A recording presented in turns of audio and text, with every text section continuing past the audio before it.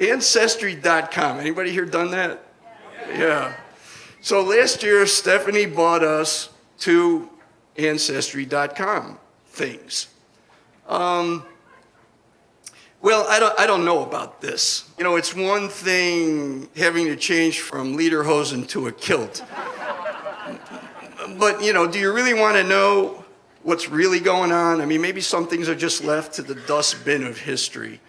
And sometimes I'm for letting sleeping dogs lie. Not Stephanie. She preferred to kick a sleeping dog. So she sends in the swab. We get them back. And first of all, my people, that's what Italians say, my people are from Sicily. Everybody knows where Sicily is? Sicily is sitting right there in the Mediterranean. You know, above it to the north is most of Italy. Directly to the west is Spain. To the east is Greece. And Africa is just a stone throw across the Med. So we get the numbers back, and I am 35% Roman, 35% Italian, 37% African, 18% Spanish, 8% Greek, and 2% Mongol. But anyway, you know how your brain sometimes just, you're going through a bunch of material that comes to a screeching halt and it backs up? Well, mine came to a deafening screeching halt and backed right up to that 37% African. That's the majority of my background. And since I grew up right here in Rochester, it turns out that I'm 37% African American.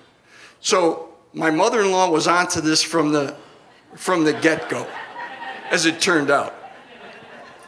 Well, you know, all kinds of shit goes through your head when you're confronted with something like this. I mean, you know, I'm 68 years old. I grew up in America as sort of a white man. And now I'm going to grow old in America basically as a black man. So, I mean, I'm not panicked. You know, life's an adventure. Time for a change. So, I have this good friend who's a proud black man. His name is Norris. So I call Norris, and I tell him, dude, I'm 37% black. So he starts laughing his ass off, and he wouldn't stop. So while he's laughing, you know, you start to think about, man, were there any clues? I mean, was there anything that would have tipped me off to this? Well, then you start finding them. I mean, I own 6 hoodies. I'm a member in good standing of KFC's Frequent Fryer Club. And, you know, Stephanie, I'm sorry, but, you know, honestly, as it turns out, I had never been able to keep my eyes off Beyonce's booty. You know, so, you know, it's all there. And then he stops. Then the questions, when he stops laughing, the questions just start pouring out. Norris, geez, can I don't know, can I wear more bling now? Can I lose my belts so that my pants go down below my ass? Should I sell all my hoodies? You know, and he's laughing and laughing. And I said, can I use the N-word? Boom. Dead silence. He's not laughing anymore. He said, you absolutely cannot, under no circumstances, never, ever use the N-word. I said, why not? You do. And he said, well, you idiot, I'm 100% black. I said, well, can I use it 37% of the time?